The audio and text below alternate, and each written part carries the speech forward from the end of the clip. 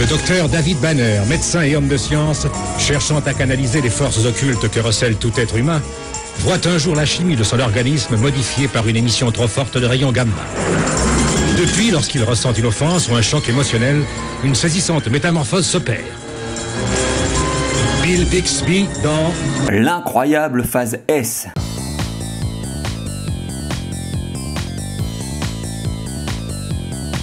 L'incroyable Hulk est un personnage de la Marvel qui sera adapté en série télévisée dans les années 70, puis en film dans les années 2000, ainsi qu'en dessin animé. Bienvenue dans Phase S, numéro 14, dédié au Titan Vert, avec notre invité Sébastien Foss de la chaîne YouTube et du blog Silver Screen.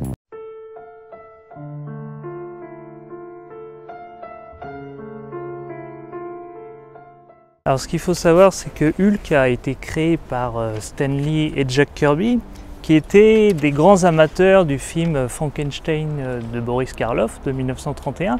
Donc à travers ce personnage de Hulk, ils ont voulu mettre un petit peu du Frankenstein de cette époque-là, le monstre qui poursuit les villageois dans la campagne. Et l'idée aussi, c'était d'en faire un super-héros, donc il fallait une dichotomie, une transformation, et ils se sont pour le coup beaucoup inspirés de Dr Jekyll et Mr Hyde de Robert Louis Stevenson, où ce personnage raffiné de Dr Jekyll prend un sérum qui le transforme en monstre, le belliqueux Mr Hyde. Mais l'idée c'était que Hulk reste un personnage, que ça ne devienne pas un personnage machiavélique. Alors, l'histoire de base de Hulk se différencie sensiblement de ce qu'on a pu voir à la télé ou au cinéma. Le personnage de Bruce Banner, à la base, c'est un scientifique qui expérimente une bombe gamma pour l'armée américaine. L'idée, c'est de faire exploser la bombe. Il l'expérimente dans un grand désert. Et malheureusement, il y a un adolescent qui est là avec sa voiture sur le terrain d'essai. Donc, Banner se précipite pour lui venir secours, et il y a un personnage, un espion qui déclenche la bombe alors que Banner est sur le terrain d'essai. Et c'est comme ça qu'il devient l'incroyable Hulk. Alors, le personnage à l'origine était gris et non vert. C'est dès le deuxième tome qu'il deviendra vert, parce qu'à l'impression ça rendait pas bien le gris. Il n'avait jamais la même couleur.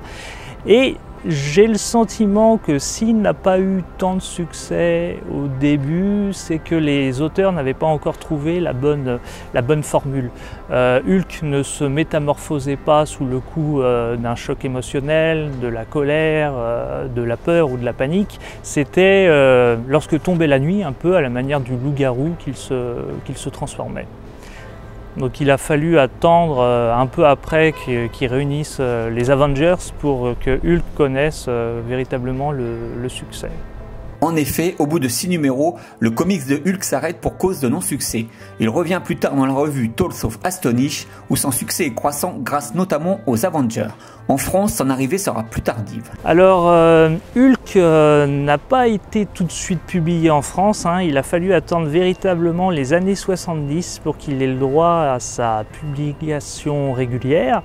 C'est en 1976, avec Artima, que Hulk va être publié régulièrement, et il va obtenir un certain succès, puisque la série télévisée arrive en France en décembre 1980. Donc ça a plutôt bien coïncidé à ce niveau-là.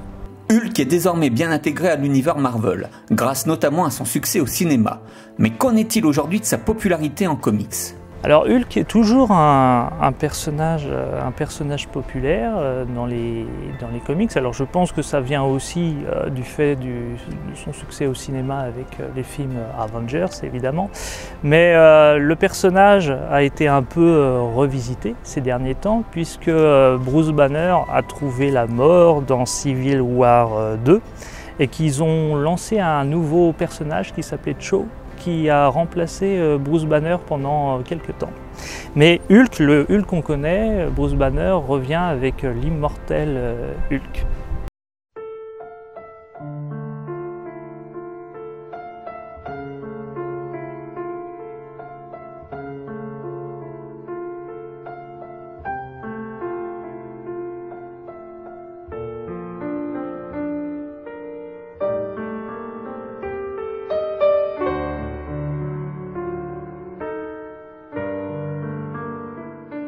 Alors en fait, Hulk a été créé pour la télévision sous la volonté d'un dirigeant d'Universal qui est Frank Price, qui avait remarqué que l'homme qui valait 3 milliards, Super Jimmy, mais aussi Wonder Woman avait un succès conséquent à la télévision. Et l'idée, c'était de s'intéresser aux comic books et de trouver le personnage le plus adapté pour une adaptation télévisuelle compte tenu des moyens de l'époque. On avait aussi le Superman de Richard Donner qui était en préparation pour le cinéma. Donc ils se sont tournés rapidement vers l'incroyable Hulk, parce que les moyens de l'époque permettaient de l'adapter. Par exemple, faire la torche humaine, à l'époque, c'était très compliqué. Ils ont essayé Spider-Man, le résultat n'était pas très convaincant, malheureusement. Le projet a été proposé à Kenneth Johnson, qui dans un premier temps refusa, parce qu'il ne se voyait pas refaire un petit peu ce qui avait été fait pour le Batman de 1966 ou pour Wonder Woman. Il ne voulait pas tomber dans le kitsch, dans l'affrontement contre des monstres, etc. Et il s'est avéré qu'à cette époque-là, donc Kenneth Johnson refusa le projet dans un premier temps, et à cette époque-là, il était en pleine lecture des Misérables de Victor Hugo. Et il a recontacté Frank Price, et ce qu'il lui a proposé, c'est de faire finalement une libre adaptation du comics en donnant une approche plus humaine. Il faut se rappeler que dans Les Misérables, on a Jean Valjean qui est poursuivi par l'inspecteur Javert. Donc Kenneth Johnson voyait Hulk plus comme un road movie, un petit peu comme ce qui avait été fait aussi avec Le Fugitif, la célèbre série télé.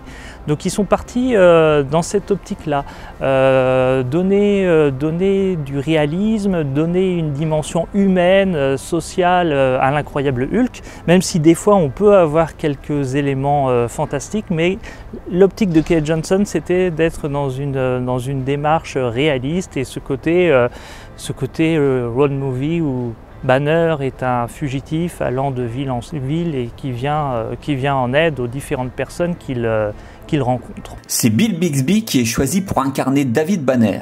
On connaît l'acteur pour avoir joué dans la série Mon Martien favori en 1963 jusqu'à 1966, ou encore dans une autre série assez connue en France de 1973 à 1974, Le Magicien, où l'acteur répétait lui-même ses tours de magie pour pouvoir les réaliser devant la caméra. On pourra aussi voir le comédien qui a fait des petites apparitions dans des séries comme La 4e dimension ou encore Le riche et le pauvre, L'île fantastique, etc. Au cinéma, il ne fera pas une grande carrière. À peine 10 films, il sera aussi réalisateur sur quelques épisodes de séries comme Manix, Drôle de dame ou encore Monsieur Merlin. Acteur respecté, Bill Bixby aura une vie assez marquée par le malheur, notamment avec la mort de son fils et le suicide de sa première femme au début des années 80. L'acteur mourra en 1993 d'un cancer. Lou Ferrigno incarne lui le terrible monstre vert, Hulk. Au départ, c'était un autre acteur qui était pressenti pour incarner Hulk, Richard Kiel, le fameux requin des James Bond avec Roger Moore.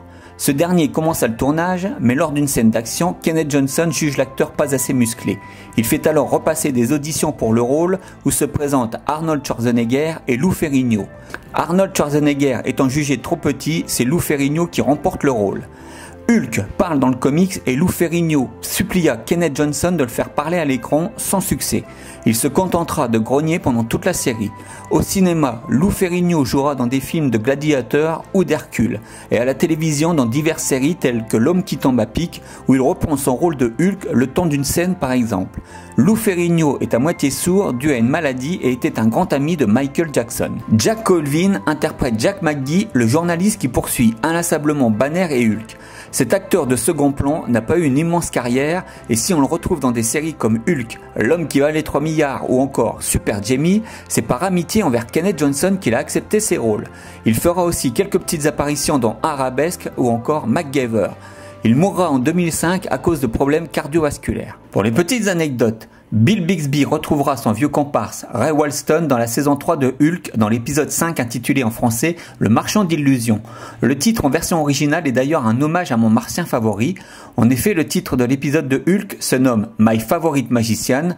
En version originale, mon martien favori s'intitulait My Favorite Martian. Dans la série TV, Banner est appelé David alors que dans la bande dessinée c'est Bruce Banner.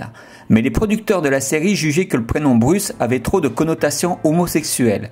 Il fut donc prénommé David Bruce Banner et c'est David qui est utilisé dans la série. À cause de sa surdité partielle, lors du tournage d'un épisode, Lou Ferrigno projeta un acteur à l'autre bout de la pièce et ce dernier fut blessé.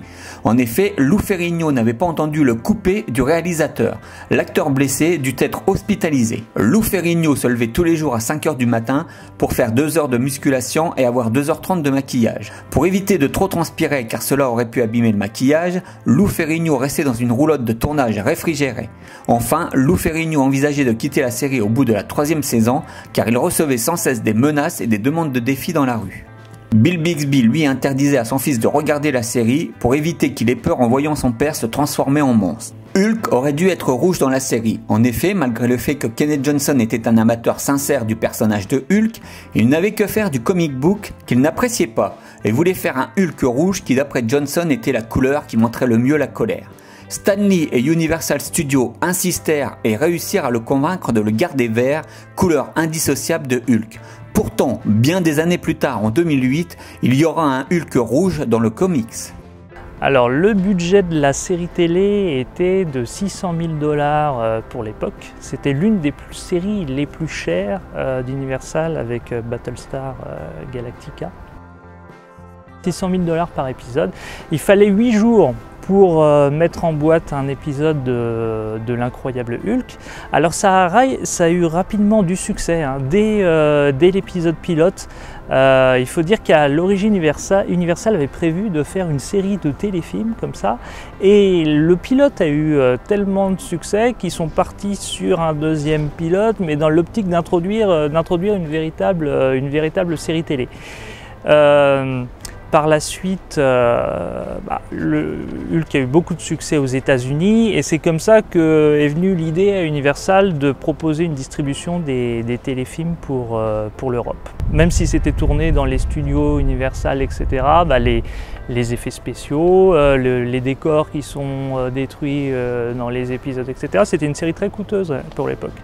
Et c'est l'une des raisons aussi de son arrêt à la 5e saison. Dès la 4e, en fait, Universal demandait à Kenneth Johnson de réduire les transformations à une seule, ce qu'il a dû négocier pour pouvoir en faire 2.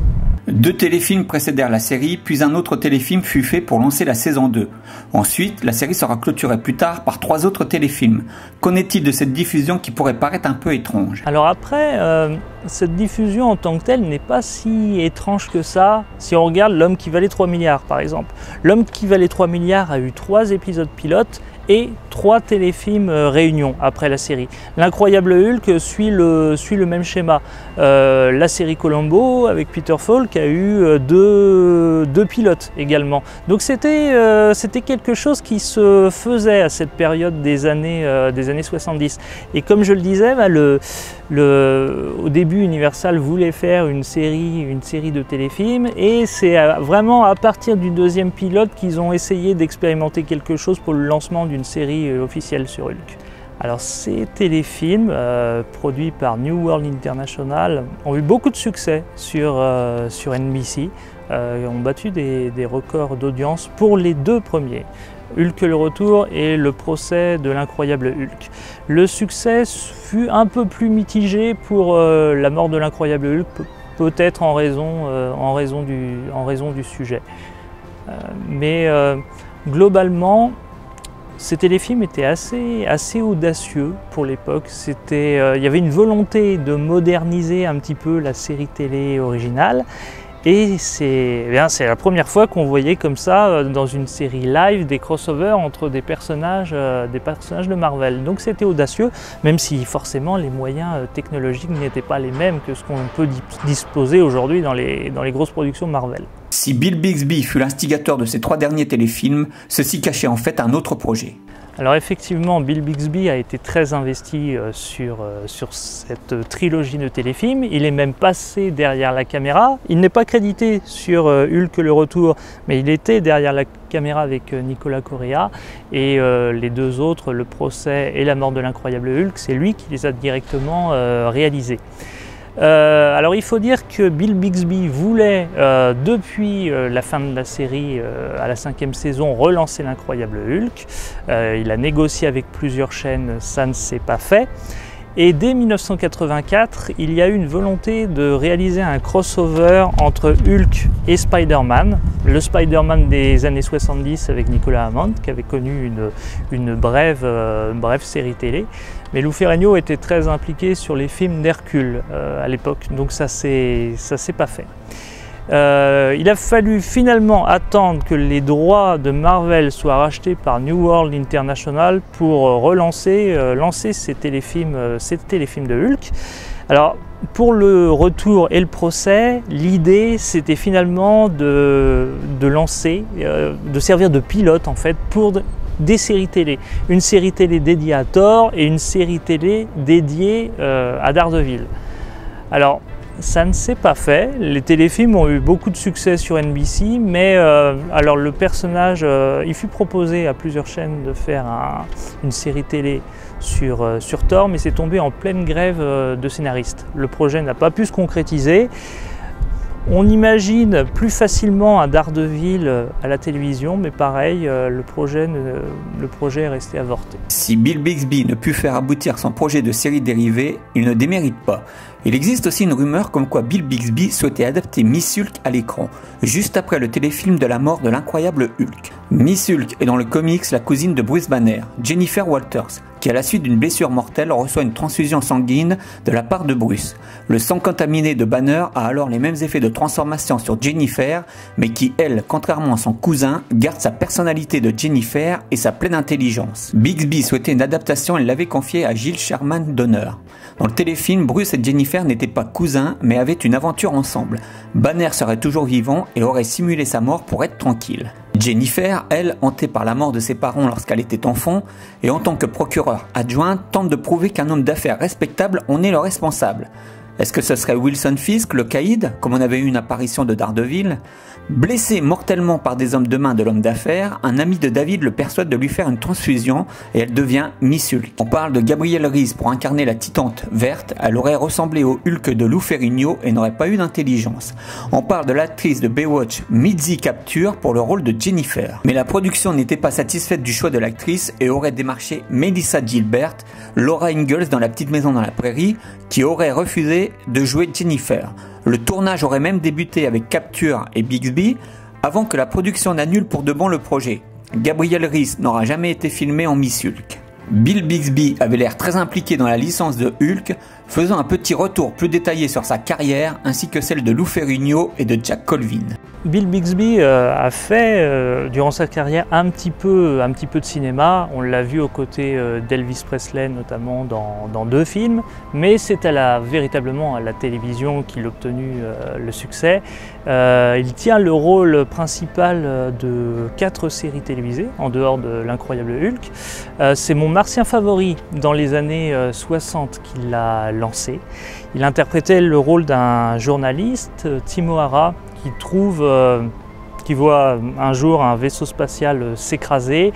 Il recueille un extraterrestre chez lui, un martien, doté de pouvoirs extraordinaires. Et ce martien souvent fait des bêtises et Bill Bixby, durant les épisodes, ils ont fait une centaine d'épisodes, essaye de rattraper les dégâts. C'est une série un petit peu dans la veine de Ma sorcière bien-aimée, c'est ce type de série. Il a enchaîné après rapidement sur The Courtship of Edith Father, qui est l'adaptation télévisuelle d'un film de Glenn Ford qui s'appelait On va marier papa, dans lequel il interprète un père de famille veuf. Il a même obtenu une nomination aux Emmy Awards en 1971 pour ce rôle-là. Il a enchaîné juste après avec la série Le Magicien, qu'on découvrit en France dans les années 70 sur Antenne 2, qui ne dura malheureusement qu'une saison, mais c'était un projet assez personnel pour Bill Bixby parce qu'il était passionné par la magie. Et il a véritablement mis cette passion dans cette série où il exécutait les tours de magie lui-même, sans coupe, sans trucage.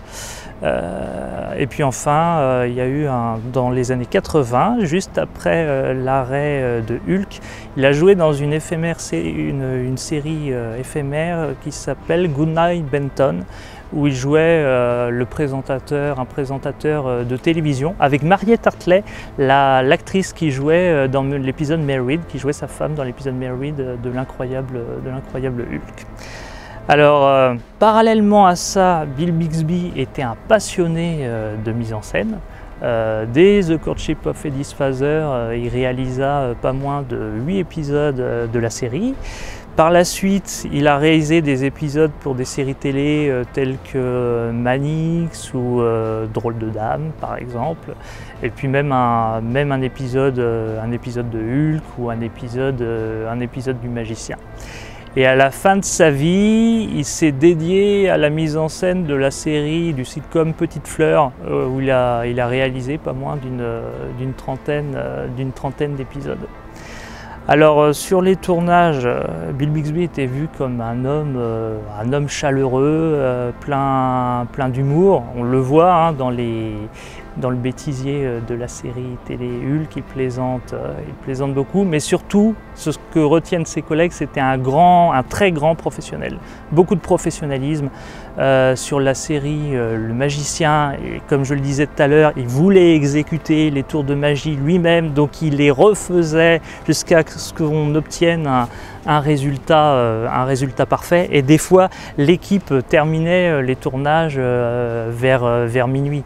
Et c'est ce qui entraîna d'ailleurs l'élévation des coûts de production et qui participa peut-être à l'arrêt de la série Le Magicien. Mais Bill Bixby était un véritable passionné et aussi un homme d'un grand courage, puisque à la fin de sa vie, donc il avait un cancer généralisé. Et il continua la réalisation de la série Petite Fleur jusqu'à une semaine avant sa disparition. Donc il était très apprécié par toute l'équipe.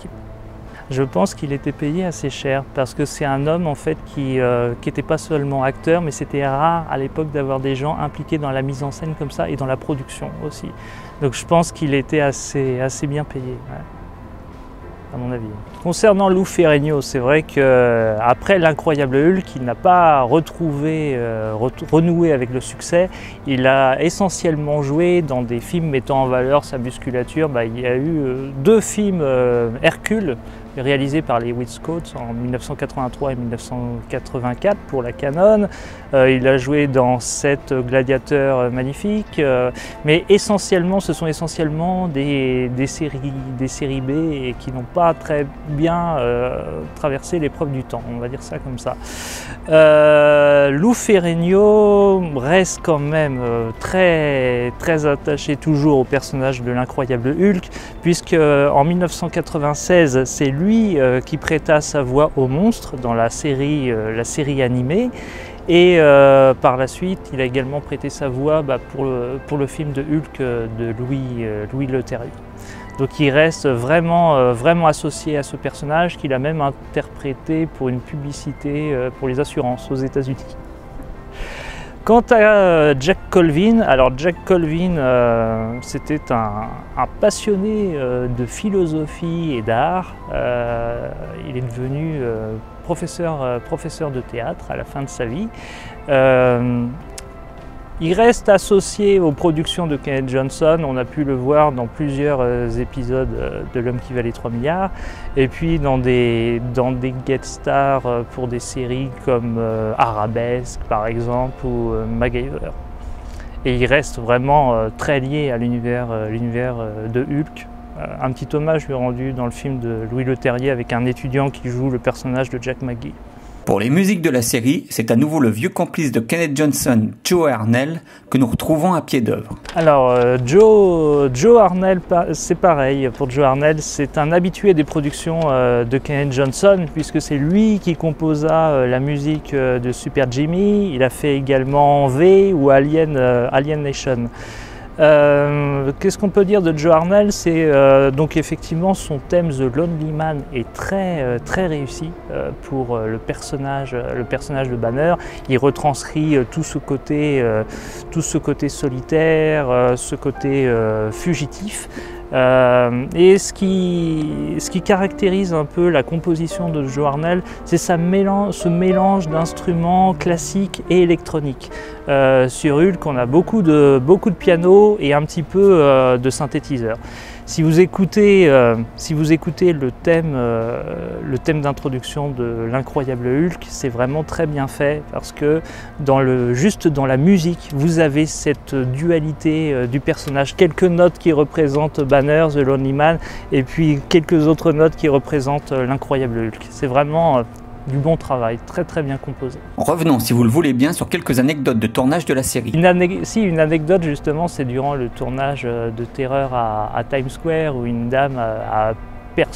vieille dame a aperçu Lou Ferrigno en incroyable Hulk et a carrément téléphoné à la police pour les prévenir qu'il y avait l'incroyable Hulk dans la ville et qu'elle l'avait frappé avec son sac et qu'il avait pris la fuite. C'est Bill Bixby qui avait révélé cette anecdote. Que Lou Ferrigno, pour ne pas se blesser les pieds, notamment dans Terreur à Times Square, a des espèces de petits chaussons verts. C'était des vêtements qui étaient trop étriqués, et puis après ils affaiblissaient les coutures et après ça se déchirait assez facilement. Ils avaient inventé un système de pompe après pour la suite pour voir les muscles se gonfler petit à petit. Qu'est-ce qu'on a d'autre? Une anecdote aussi, c'est Richard Kiel qui à l'origine a jouait le personnage de Hulk pour l'épisode pilote, et c'est l'un des enfants des producteurs qui était venu sur le tournage et qui avait dit mais il ressemble pas du tout à Hulk, parce que Richard Kiel était effectivement très grand, il mesurait plus de 2 mètres, par contre il n'avait pas la carrure du monstre. Il y a un plan par contre dans l'épisode pilote, une vue du dessus, quand il y a une petite fille qui est en train de se noyer dans un lac, Hulk va pousser un arbre et il y a une vue du dessus et c'est Richard Kiel. La série Hulk est sortie pour la première fois chez nous en 1979 au cinéma, avant d'être diffusée à la TV à partir de 1980 sur TF1. Qu'en est-il de la version française? Hulk a reçu un bon accueil au cinéma, puisque le premier téléfilm a fait à peu près 700 000 entrées, ce qui est vraiment pas mal pour un téléfilm. Alors il faut rappeler que ça se faisait à l'époque de distribuer des téléfilms au cinéma. Il y avait Battlestar Galactica qui avait le droit à une diffusion, Spider-Man également. Alors qu'est-ce qu'on peut dire de l'interprétation française de Hulk? C'est qu'elle est très réussie. C'est Daniel Gall qui faisait la voix d'Actarus dans Goldorak, qui prête sa voix à Bill Bixby pour la moitié des épisodes à peu près, parce qu'on a également Mario Desmarais. Il y a une partie du doublage de Hulk qui est québécois, comme un certain nombre d'autres séries télé comme Cosmos 1999 ou L'homme qui valait 3 milliards. Mais globalement, c'est réussi. Daniel Gall arrive à retranscrire toute la douceur de David Banner et puis les moments d'énervement quand les transformations se produisent, et la série a reçu un bon accueil en France dès sa diffusion en décembre 1980 et fut rediffusée sur TF1 dans un premier temps, puis M6, RTL 9, Énergie 12, donc ça a bien marché. C'est ce que je disais, il y a une partie jusqu'à la 3e saison, les épisodes ont été doublés en français et les saisons 4 et 5 sont en québécois. Alors moi je ne m'en souviens pas parce que je suis né après l'arrêt de la série, mais apparemment tout n'a pas été diffusé d'un coup.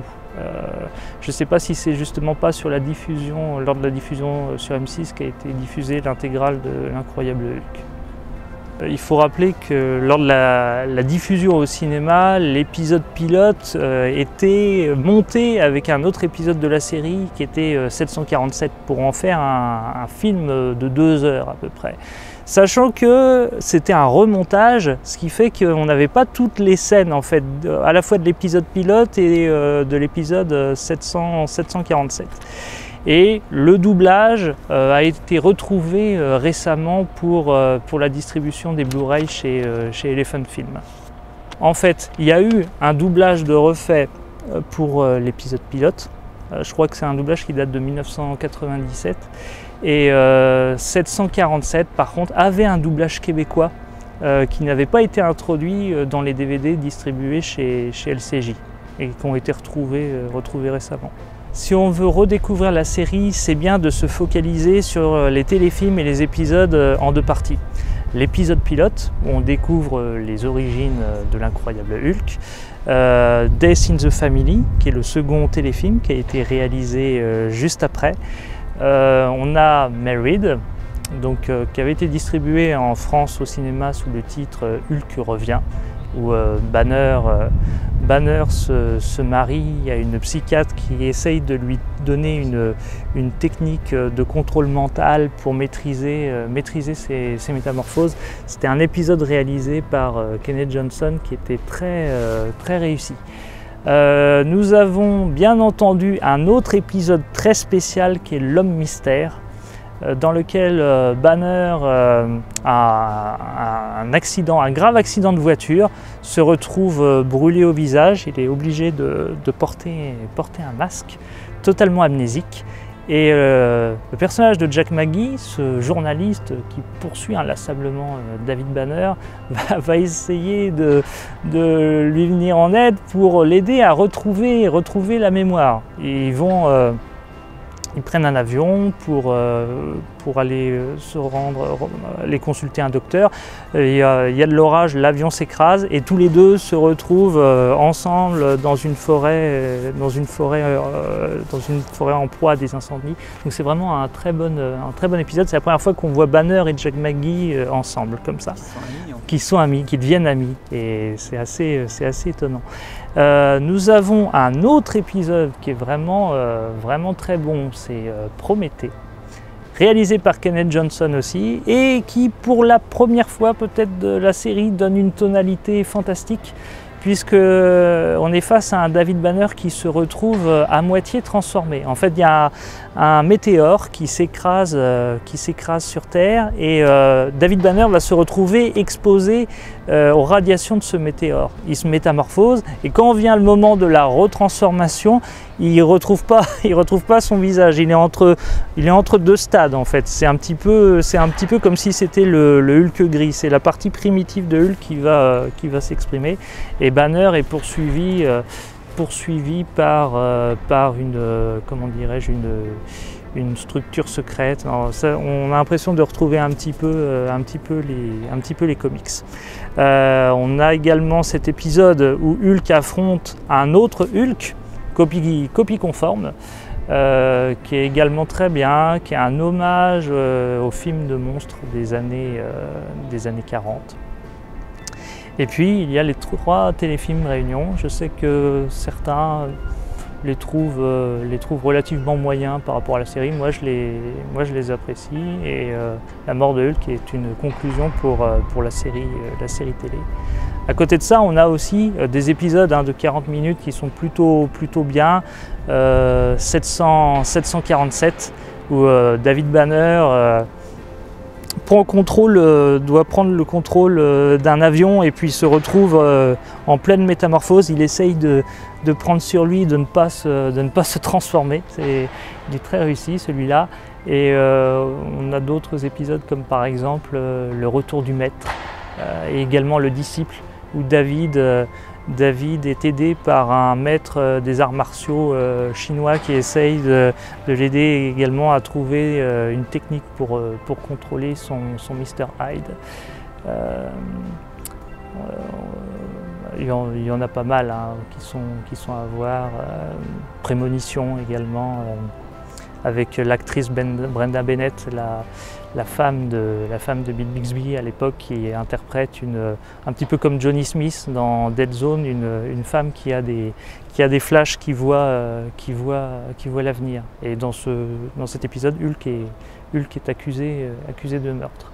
Donc il y en a pas mal à revoir, même si des fois la formule de la série est un petit peu répétitive, il y a ce côté fugitif, il y a des épisodes qui se démarquent très clairement.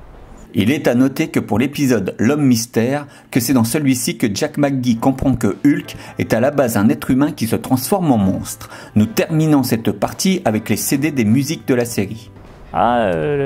Effectivement, la série a été distribuée en CD.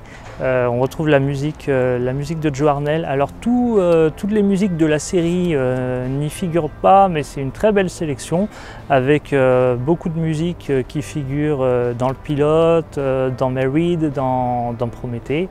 Elle a été remasterisée pour l'occasion. On retrouve également le thème disco de l'incroyable Hulk, qui figure dans l'un des épisodes de la deuxième saison.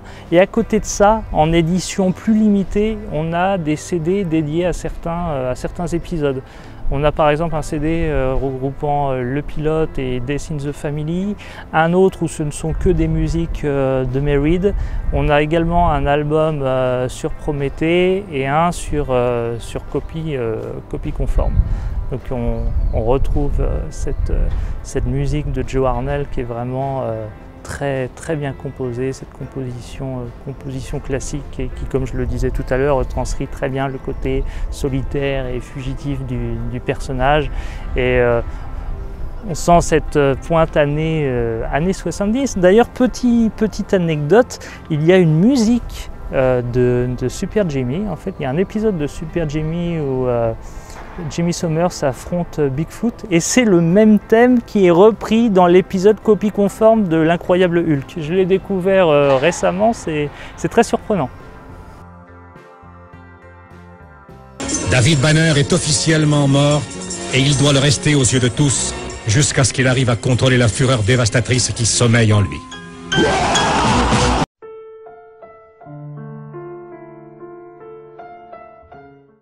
Bruce ? Que s'est-il passé hier soir ? Je n'avais jamais fait un rêve aussi troublant. C'était comme venir au monde. Remonter, respirer. La lumière heurtant mon visage. Ce hurlement. Mon cœur qui bat. Boum. Boum.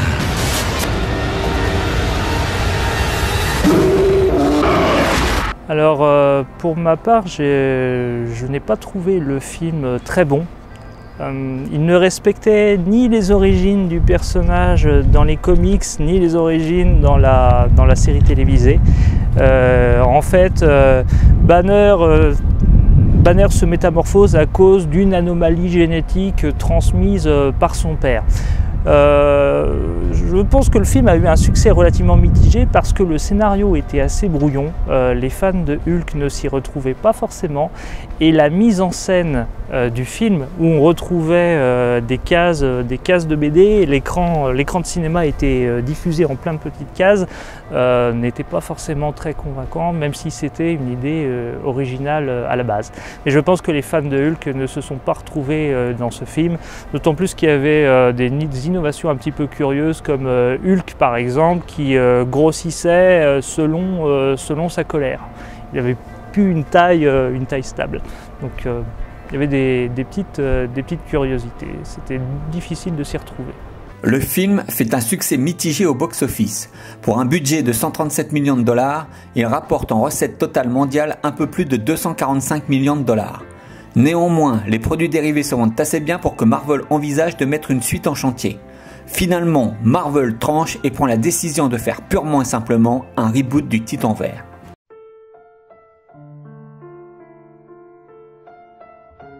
J'ai un problème. Il y a certains aspects de ma personnalité que je ne parviens pas à maîtriser. Va voir un psy.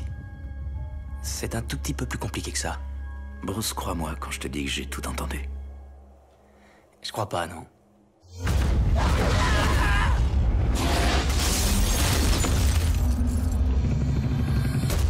Peut-être que si j'arrive à la maîtriser, pourrais m'en servir.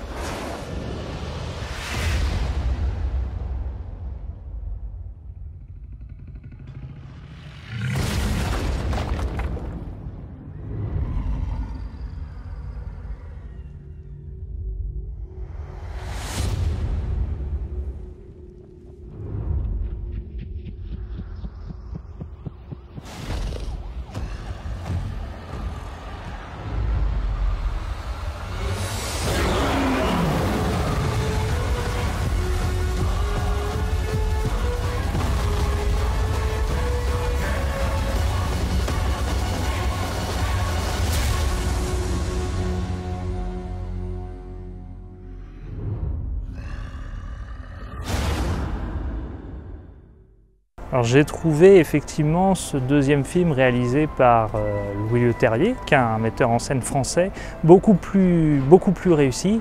Effectivement, il rend beaucoup d'hommage à la série télévisée. On voit même Bill Bixby à travers un écran de télévision au début du film. Mais il y a un certain respect pour le personnage. Là, cette fois, on a un Banner qui est en fuite, qui est à la recherche d'un remède. La relation entre Bruce et Betty est très développée dans le long métrage. Bon, certes, le monstre a encore un aspect assez numérique, mais à mon sens, c'était beaucoup plus satisfaisant que le film d'Ang Lee. Edward Norton incarnait bien la mélancolie, le côté torturé du personnage. Il a vraiment voulu que le scénario soit fouillé et que le personnage de Banner sa psychologie soit quand même approfondie à travers le film. On ressent toute son implication. Et il y a une scène dans ce film où Banner est en train de marcher dans la rue et on a la musique The Lonely Man.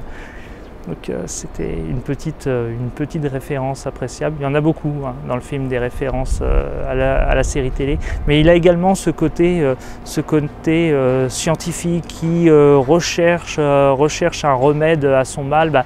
Il considère ces métamorphoses comme une maladie. C'était traité différemment dans le film d'Ang Lee. Donc on est sur quelque chose de beaucoup plus satisfaisant. Il a demandé à être impliqué directement sur le scénario, ce qu'a accepté Louis Leterrier. Il a même demandé à réécrire certaines scènes. Il y a une scène notamment, je crois, à laquelle il a participé, c'est quand Banner s'isole en montagne et puis un revolver avec lui tente de se suicider. Cette scène a été coupée au montage. Comme tout un ensemble de scènes où Bruce Banner discute avec le psychologue Léonard Samson, qui est un personnage qu'on connaît très bien dans les comics de Hulk. Toutes ces scènes ont été balayées. C'était une volonté d'Universal pour donner priorité à l'action du film.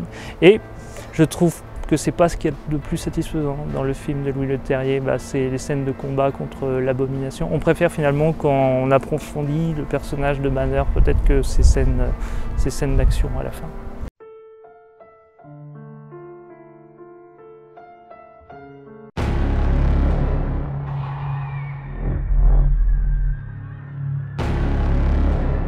La guerre a commencé. Et nous sommes désespérément sous-armés. Monsieur Fury, je crois qu'il est temps. Je vous convaincrai. Qu'est-ce que vous attendez de moi? C'était le projet Initiative, les Avengers.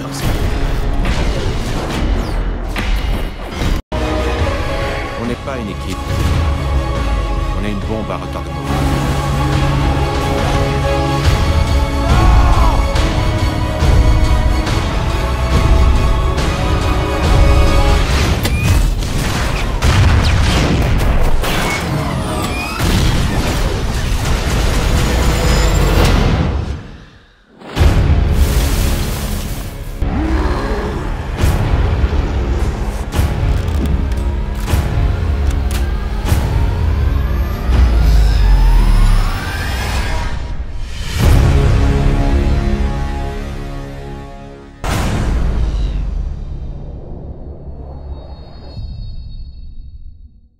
En fait, ce qui s'est passé effectivement, c'est que Edward Norton a voulu s'impliquer sur la production de l'incroyable Hulk.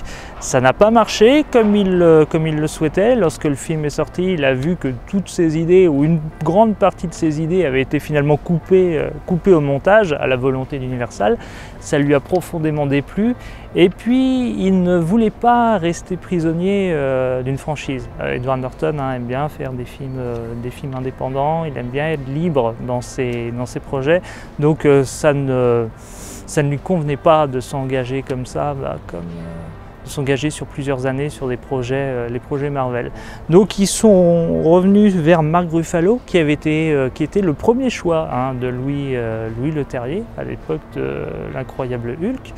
Et Mark Ruffalo livre une bonne interprétation, à mon sens, du personnage.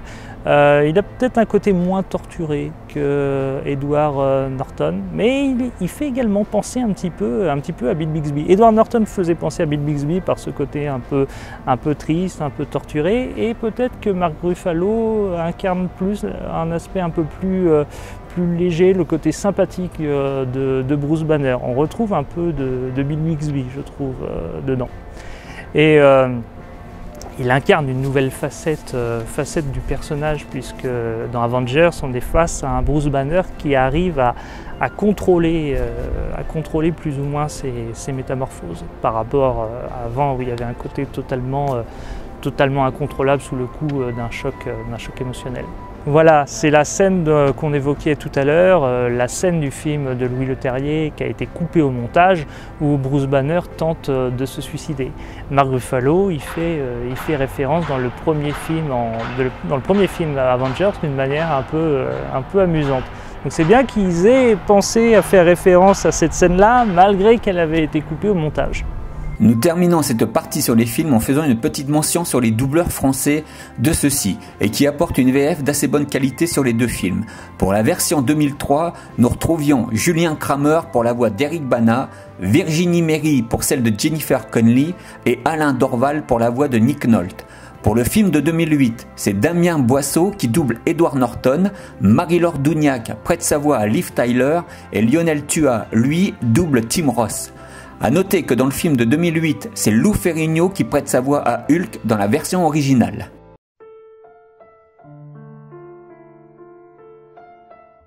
Alors pour ma part, je n'ai vu que la série de 1996. C'est ce que je disais tout à l'heure, c'est Lou Ferrigno qui incarnait, qui prêtait sa voix au monstre, parce que dans la série de 1996, on est, comme dans le cas des comics, on est face à un Hulk qui s'exprime, un Hulk qui parle. Dans la série télé, Hulk ne poussait que des grognements. Et on est face à une adaptation respectueuse des comics. On retrouve ce côté Hulk poursuivi par les militaires, on a le général Ross, on a le personnage de Betty, et puis toute une série de personnages de la Marvel qui interviennent tour à tour. Il y a un épisode où Hulk s'allie à Iron Man, She-Hulk, la cousine de Bruce Banner, est également présente. Donc à mon sens, c'était une bonne adaptation. On y voyait aussi le Hulk gris, cet autre avatar de Hulk. Ça respectait les standards des années 90. C'était plutôt sympa, et sachant qu'il y avait eu aussi une série animée dans les années 80, juste après l'arrêt de la série télé. L'animation est meilleure dans la version de 1996.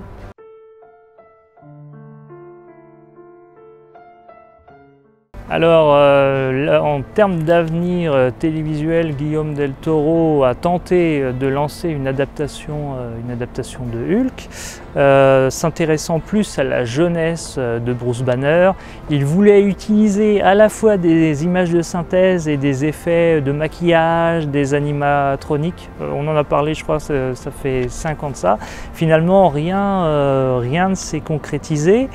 Chez Universal, c'est compliqué de faire d'autres films de Hulk, Il considère que le film d'Ang Lee et le film de Louis Leterrier n'ont pas été suffisamment rentables. Donc, à mon avis, l'avenir de Hulk, pour le moment, est dans les adaptations, dans les films d'Avengers et dans les films d'animation, essentiellement. Alors, ce serait bien si on avait le droit un jour à un remake de la série télé de 1977, mais j'y crois pas trop, malheureusement. Oui, peut-être avec Netflix.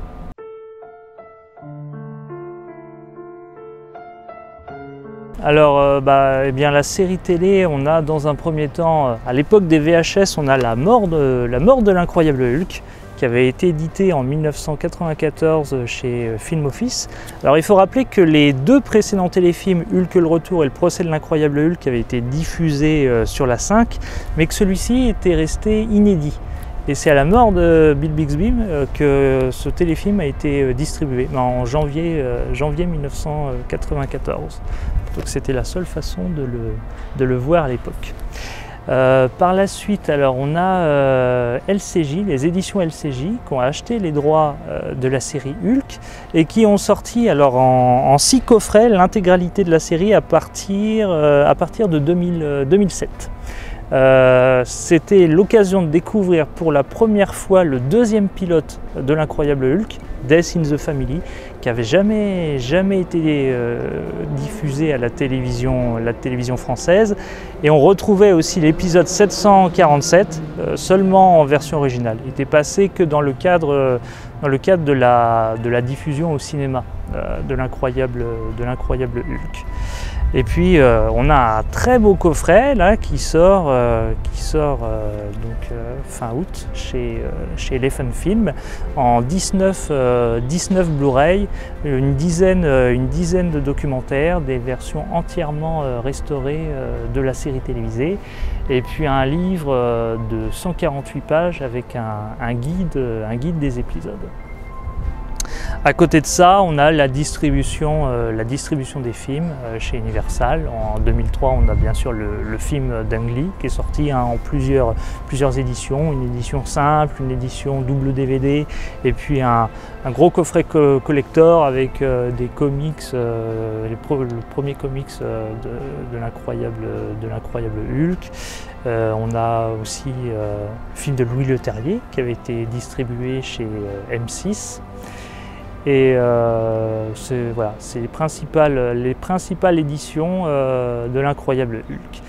Alors c'est vrai qu'il est assez surprenant de voir que en ce qui concerne la série télé, on n'a jamais eu le droit aux mêmes éditions que les États-Unis ou l'Angleterre. On a toujours une édition différente d'eux. Universal n'a pas sorti l'intégrale de l'incroyable Hulk. Il a fallu que LCJ achète les droits. Pareil avec Elephant Film. Peut-être une stratégie commerciale, je ne sais pas. Au niveau du merchandising, on trouve pas mal de choses sur Hulk, toute une série de figurines, notamment à la sortie du film d'Ang Lee, on trouvait des grosses figurines du monstre, également avec la sortie d'Avengers, même sous forme de Lego, sous forme de statuettes. On a moins de choses concernant la série télé. Je sais que à la fin des années 70, c'est Mego qui a distribué une figurine du monstre en fait, qui était enfermée dans une cage, qui avait une chemise, et puis il y avait un système de pompe, et puis la chemise se déchirait petit à petit, le monstre gonflait comme ça. Alors on a un bon livre qui est sorti, donc You Wouldn't Like Me When I Am Angry.